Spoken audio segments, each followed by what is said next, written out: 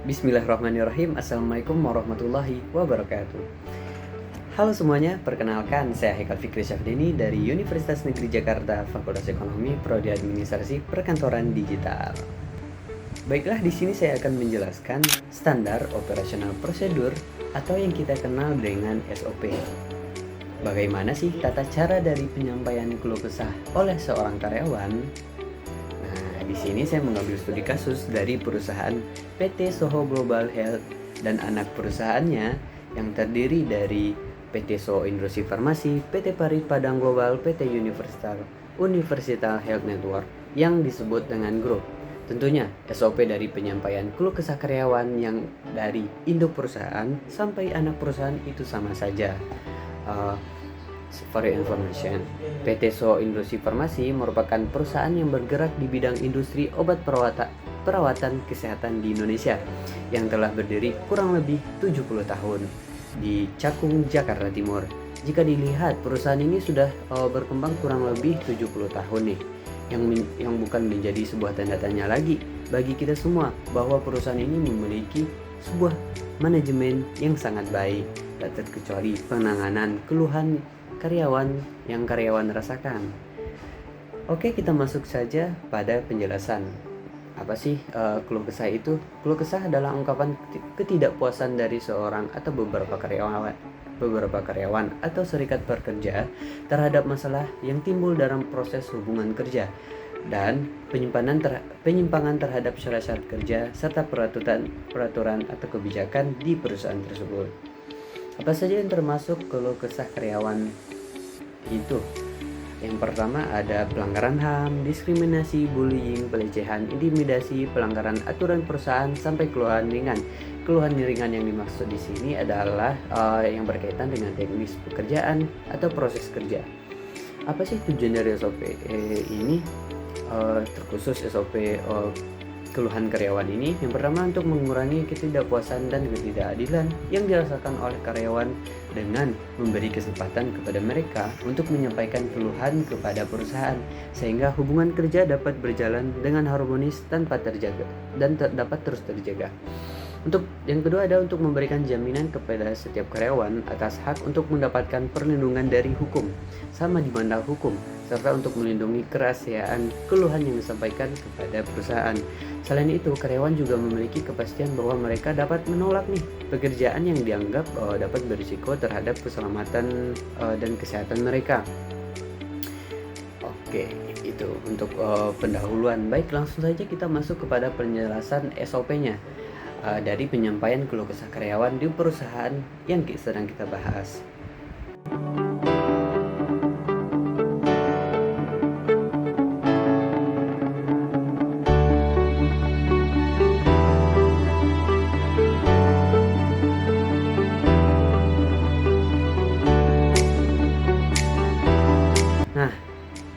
Nah, sebagaimana teman-teman sudah lihat nih, panjang sekali ya prosedurnya, dan mungkin akan memakan waktu yang panjang dan cenderung jenuh nih teman-teman.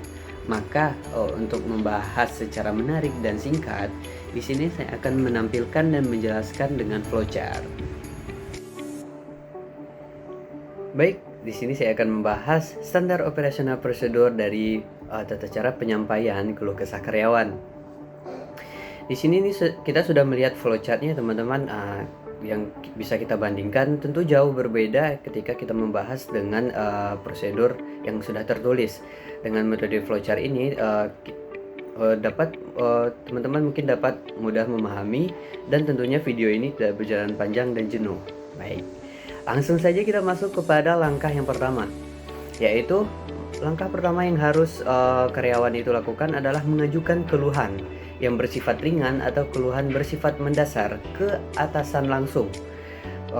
Keluhan yang bersifat ringan atau mendasar sudah saya bahas di awal-awal tadi.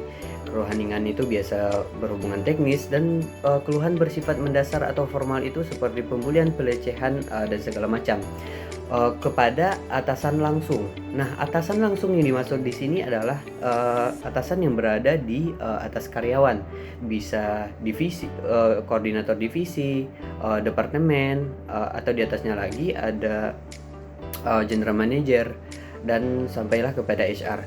Dan tentunya karyawan ingin menyampaikan keluh kesahnya itu tidak bisa langsung kepada HR-nya teman-teman, karena di situ ada jenjang hierarkinya, di mana karyawan itu harus menyampaikan keluh kesah itu kepada atasannya yang pertama dulu. Misalnya karyawan itu adalah karyawan nih, di atasnya itu bisa melaporkan keluh kesahnya kepada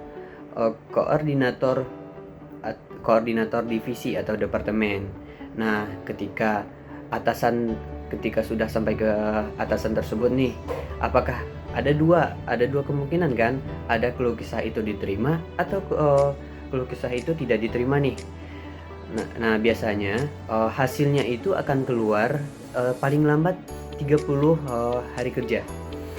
Nah, jika hasil yang diterima oleh karyawan itu bahwa keluh kesahnya itu diterima, ya maka atasan tersebut akan berdiskusi dengan karyawannya. Nah, jika tidak nih, kita masuk kepada langkah yang kedua. Langkah yang kedua itu bagaimana? Yaitu ketika langkah pertama tadi belum memuaskan dan karyawan dapat meneruskan keluh kesahnya ke atasan yang lebih tinggi. Berarti sebagai contoh, ketika karyawan di atas yang langkah pertama tadi ada koordinator divisi, maka karyawan ini melaporkan keluhannya itu lagi kepada yang namanya sebagai contoh general manager misalnya. Nah, tapi menyampaikan kepada general manager itu harus sepersetujuan dari koordinator divisi. Nah, ketika sudah diterima nih sama general manajernya, itu ada dua kemungkinan lagi. Ada yang hasilnya itu adalah keluh kesah itu diterima, maka akan terjadi diskusi dengan karyawan tersebut. Nah, jika hasil tersebut yang diterima karyawan itu keluhannya itu tidak dapat dilaksanakan, maka karyawan dapat lanjut kepada langkah yang ketiga. Nah, langkah yang ketiga di sini, ketika sudah tidak bisa lagi di antara koordinator divisi sama general manager, itu barulah karyawan ini bisa melaporkan keluh kesahnya kepada HR. Nah, ketika karyawan ingin menyampaikan keluh kesahnya kepada hierarki yang lebih tinggi, yaitu kepada HR, nah itu harus sepengetahuan dari, sebagaimana contoh tadi, kita harus sepengetahuan dari koordinator divisi atau unit atau departemen, itu harus mengetahui. Nah, sama yang langkah kedua, yaitu general manajernya. Nah, apabila dua tersebut tidak dapat menyelesaikan keluh kesah dari karyawan ini, baru karyawan ini dapat melaporkan kepada yang lebih tinggi, yaitu kepada HR.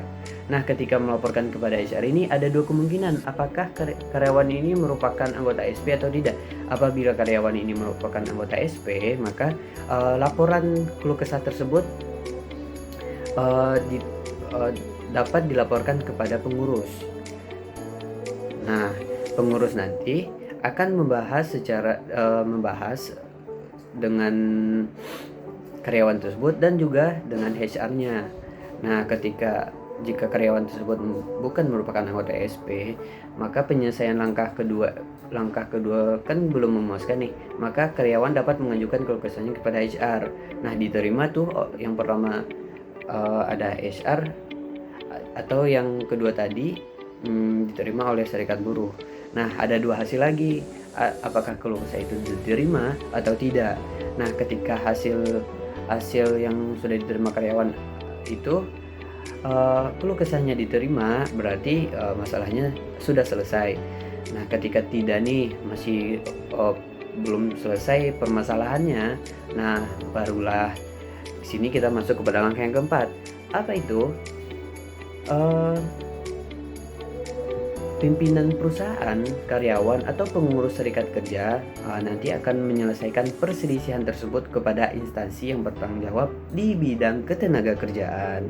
Nah, tentunya kalau di bidang ketenagakerjaan itu harus sesuai juga dengan SOP yang berlaku di sana.